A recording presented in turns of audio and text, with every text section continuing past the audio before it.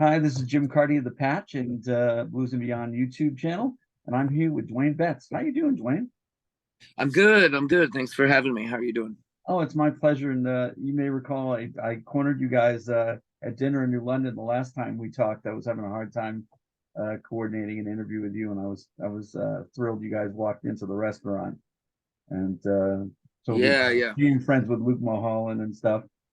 yeah, yeah. Yeah, yeah. Those were fun days touring with your dad, and Luke was on a lot of those gigs. I got to see a lot of those shows. Sure. Yeah, yeah. I remember Luke. How is he doing? He's doing very well. He's back living Cool. in Boston. Yeah, yeah, he's cool. Great. Great. Yeah, I always liked Luke. He's a good guitar player. Yeah, I will tell you that he always had wonderful things to say about the time your dad gave him just mentoring him, which not everybody gets a nice mentor. So that I thought you'd like to hear that nice feedback about. Absolutely. Absolutely. No, I like Luke a lot. Yeah, I look forward to seeing him. Yeah, Um man. look forward to running into him again. I should poke him to come to the Almond that's family revival in December with me, maybe.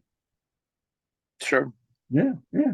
Great. So anyway, what we really want to talk about is your new record, Wild and Precious Life, and I thought I'd give you an opportunity to tell folks exactly what you want them to know about the record. Yeah, I mean the record I started thinking I wanted to do a solo record. Well, I knew I wanted to do a full length record because I had never really put out a record under my name. I put out an EP in 2017. Mhm. I'd never been a singer really, so I started singing much later. So um, I just was playing guitar mainly, and I wrote songs and stuff. But and then we did the Almond Betts band. We did two records, and then I knew I wanted to put out a full length record. And I started writing a lot in Mhm. the summer of 2020 during the pandemic. I had a lot of time on my hands, as many of us did, Right. and I started kind of getting the body of work together, and it started taking shape. And we did some writing down at my dad's house right before we went into the sessions. Mhm. Um, and it's just it's kind of authentic to where I come from, and my personality is all over it. And we're really proud of it. I was down in the Florida Keys at a friend of mine's birthday party, Mhm. and a mutual friend of Derek and Susan, and mine, and they were there, and they were kind of curious what I was up to, and I told them I was thinking about going in and doing a solo record, and Mhm. Duane Betts record, and they thought it would be a great idea for me to do it at their studio. So that's how all that took shape. It was all pretty organic and pretty natural the way it came to be. That I recorded it at their studio, and um, so forth. I've seen webcasts from their studio. It looks really comfortable. It looks really well put together. How did you find the facilities? Or Yeah, I mean, I felt right at home. It was really really nice to be um in an environment where you feel like you're just kind of at your families. I mean, they're kind of like they're just such genuine, sweet, kind people, and they make you feel right at home. And I mean, they have a nice piece of property. I mean, it's not like you're right on top of each other. They'll kind of, if they're home, they might come over and kind of check it out for a second, but no one wants to look have an at audience when you're recording a record. sure. So, but yeah, I mean, it was really, really beautiful. There's nature, and you can walk down to the river. All of that stuff is really nice to have. Um, That's wonderful. yeah. Good. I wanted to touch upon the vibe that I get from the record and the name, of course, Wild Precious Life. And you know, you seem really happy now, Duane. You know, before you volunteered, you know, about your sobriety, and you seem happy. You're sober. You just hit your 4-year anniversary with Lisa, who's gorgeous and talented and smart. And you know, you get your first solo record out. You're still collaborating with your buddies in the Almond Bets revival part of the year. I mean, it sounds like you're in a really nice place. Yeah, I mean, I'm pretty happy most of the time. Yeah, You know, yeah, I you can't mean, run around I and have a go lot to be ecstatic all great.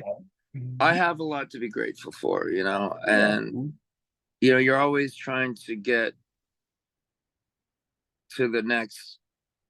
I'll be really honest. Sometimes you're in the you know, the tree is right in front of you, you know, and you don't really see. It's not always.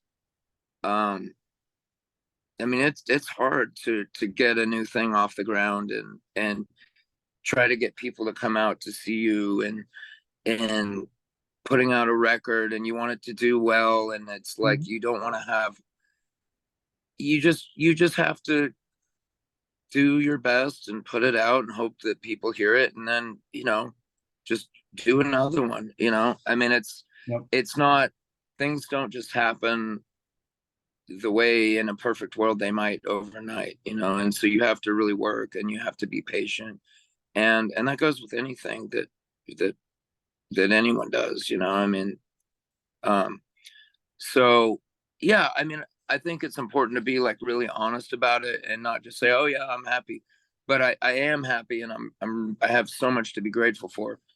But I feel like if like it's really important for me to also acknowledge that like you know I've worked so hard. I have a lot to be proud of over this last year, but it's been it's been work and it hasn't been easy. So it's like sometimes the tree is right in front of me and I don't see the forest, you know.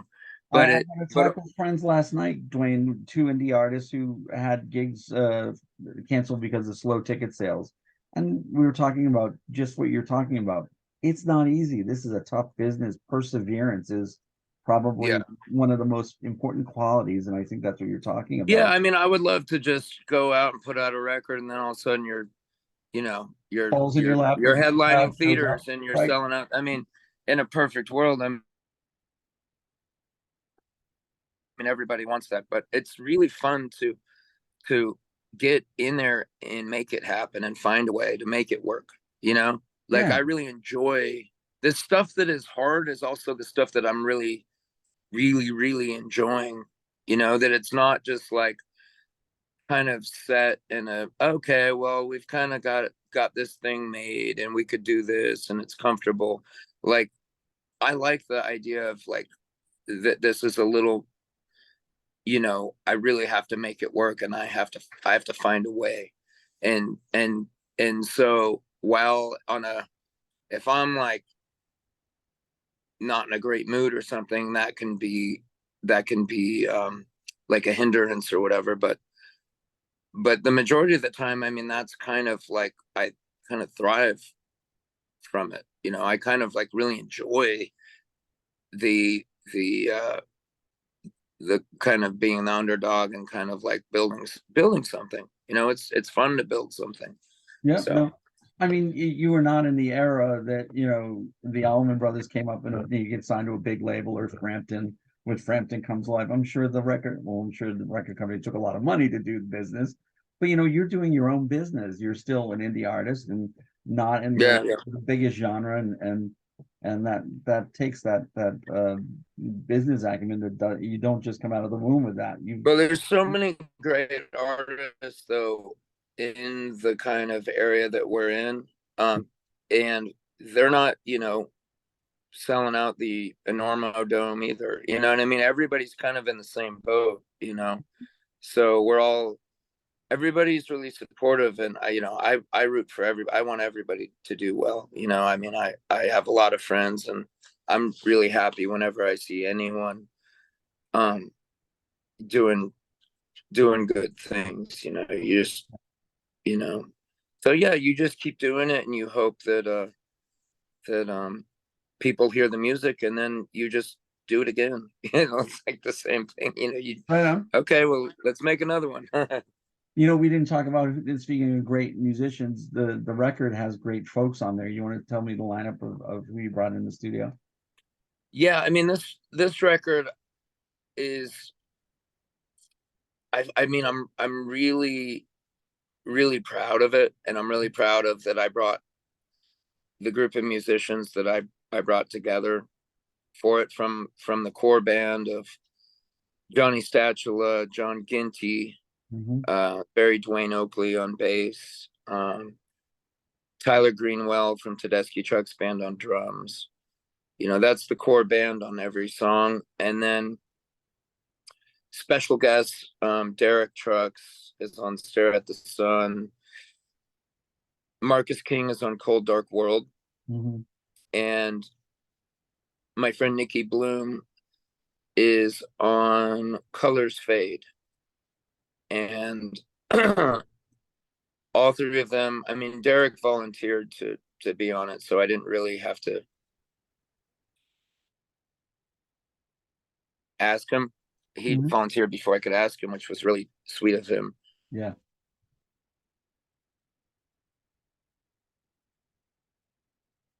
Great contributions. So I was really happy to have them. And then Jim Scott mixed it, which was amazing. I mean, it's a really great sounding record. Yeah. No, So, I mean, I think the stuff is timeless sounding, and it's melodic, well, and thank you. as a listener, it's almost as familiar from the first listen, if that makes sense. Yeah, I mean, that's what we were going for. Iconic, timeless. Those are Radio, all very words that radio ready. Yeah, yeah, absolutely. those are all Absolutely. words that I'll take. Good, because it came out that way, man. Well, Cool, man. Thank you. Yeah, speaking of hearing the material, so coming through the area in which I live, and a lot of my fans are on YouTube, you're coming to the Broadbrook Opera House in Windsor, Connecticut, October 20, October 21, Sellersville Theater in Sellersville, PA. You're doing Gramercy Theater in New York, October 22, and then you have dates back in the area. December 1 at the Orpheum in Boston, December 2, the Beacon Theater in New York, and then out to Long Island in Huntington, New York. And then I saw you're playing a kind of a cool looking new venue in Tysons, Virginia on December 5. I used to live down there, and I'm intrigued. I might make a trip down to check out the venue. yeah. I don't think I've ever been there. Yeah, so those the November and December dates are obviously the revival, the Allman Right. Betts Family Revival. Exactly. And the October dates are my band, Duane Betts and Palmetto Motel. Thank you And for and clarifying. also those shows we're playing with Dust Bowl Revival on those three. Love them. They're so much fun. Yeah, so Sellersville, Broadbrook, Broad Broadwell. Broadbrook, Yep. right? Yep. New York City, those three are with Dust Bowl. Okay, cool. And then yeah, so we're looking forward to playing with them. Right now we're on tour. We're down in Georgia right now. We played in Savannah last night. We're in Atlanta tonight, and then tomorrow we're in Macon. And we're playing with our friends Cordova's really cool band out of Nashville. Yep. And so yeah, we're just really having a great time, and just getting the music out to the people, selling vinyl at shows, selling CD, That's and great. Selling vinyl again. Actually, yeah, I just interviewed Tommy Hambridge a couple weeks ago, and he was in Macon the day that I talked to him, and he was running out to see the new Capricorn Studios, and then gonna go over and pick up Duane's guitar and strum it at the big house. Do you have any cool. plans to do anything like that while you're in town, or are you a I'm little short for time? I mean, I might hit up H&H or something like that. I've been to the big house, Right. and I Yeah. played Dwayne's Gold Top. So I don't have a day off. If I had a day off, it might be different, but Right. He did. Yeah. So I also wanted to mention some of the guests you have on the Almond Vets Revival. Anders Osborne, Cody and Luther Dickinson, Jimmy Hall, who's just, it's such a pleasure to see Jimmy doing it. Jackie Green, Larry McCray, Alex Orbison, Ali Venable, and Tal Wickenfeld. And I think there's some other people rotating on and off of the tour as well. But Absolutely, yeah. I look at that and I'm like, holy shit, there are a lot of guitarists and a lot of dynamite guitarists. I mean, Yeah, I mean, we actually tried to keep it, keep the guitarists at bay, but there always seems to be more than a couple handfuls. But yeah, I mean, there's enough material to go around, and yeah. I think everybody will get to play, definitely. Oh yeah, yeah. I mean, I've been fortunate enough to go to a number of revival shows over the years. I have a soft spot for Larry. I've known him since I was in college. Uh, I'd go to his gigs on a Friday night and jump in the van and go out and skip school for a couple of days, and he dropped me back at college, and that was always a lot of fun. And yeah, you've got some dynamite talent there. What is the difference between the feel of doing an Allman Betts revival show and your own show? Is one more relaxing than the other? I remember Greg telling me that it was much more relaxed doing his own band, and the Allmans had like a little more responsibility and I's to dot, T's to cross. Or is it kind of the same experience for you? A gig is a gig. um, I mean, there's a lot of responsibility on both of them. I mean, they're totally different. I mean, one's a rotating cast of characters all night, Yeah, and I mean, I tend to play a lot of the show. I mean, I don't play the whole show. yeah. There's I'll take like little breaks, and I'm talking about on the revival. Rival, Obviously, yes. obviously with my band, I play the Right, whole they show. don't throw you off. But there's so many people that you kind of look for a spot where it's appropriate to kind of duck out, and you Sure. don't have to be on stage the whole time, but you don't want to leave when you shouldn't either. Right. um so I mean, they're totally different, being a but at the same time, I mean, you kind of have the responsibility of kind of getting it to feel right, and making sure, like with the Allman Betts Family Revival, we might be playing more um Allman Brothers centric material. Mhm. So they're not my songs per se, but I kind of know how they should feel and might have some input, so it's still kind of my responsibility, Right. along with all of our responsibility. But I mean, if we're playing Blue Sky or Elizabeth Reed, I mean, it's my dad's song, and I'm used to playing it and Right. kind of know how it should feel. I'm kind of the guy that needs to correct something. But usually musicians are if it feels good, then it's probably right. I mean, there's no absolute, this is the right way to play it, and this is completely wrong if you don't do this. I mean, we don't want to get that stringent, about how we approach it. But you know, if the feel is a little off and something's a little amiss, I mean, I feel it, and I know how to kind of get in there and Mhm. direct the rhythm section or something like that. But with my songs, it's the same thing. But I mean, they're my songs. So in my band, I obviously assume a lot more of the I sing my songs, obviously, where um in the revival there's all these great singers, and everybody's doing songs, and so I don't really have as much responsibility to kind of sing the song like I do in my band. Right. Right.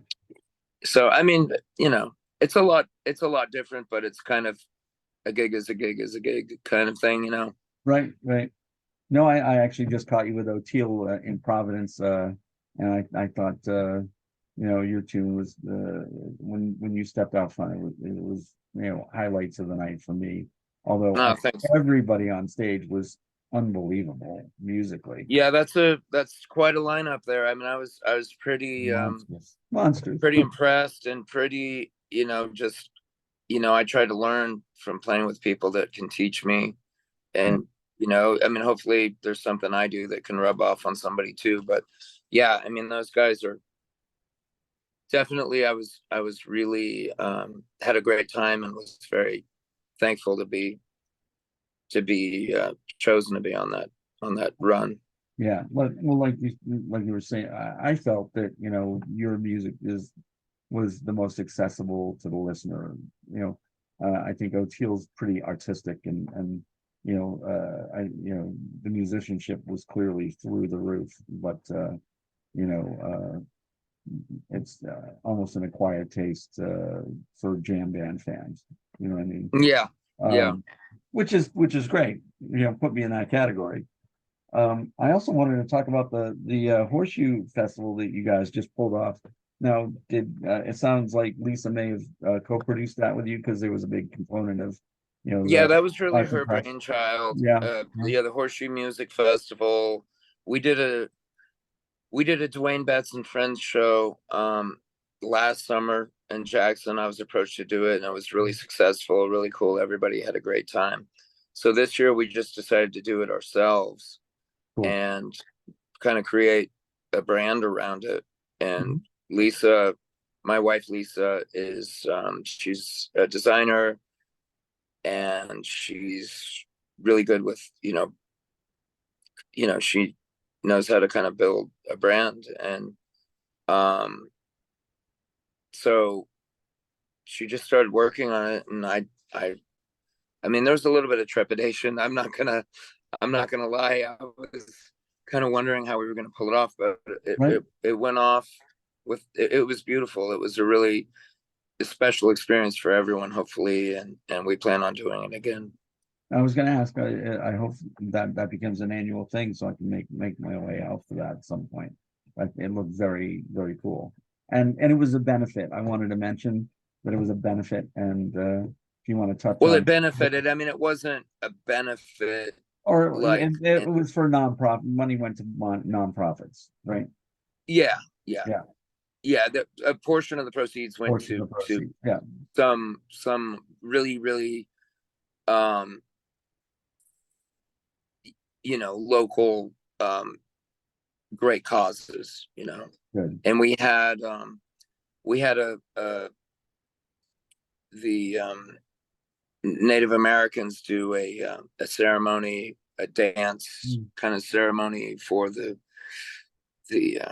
I don't want to misquote it, but like an appreciation of the land, ceremony or Mhm. something like that. It was really, really beautiful, and we want to kind of always do that, Yeah, absolutely. for No, yeah, future.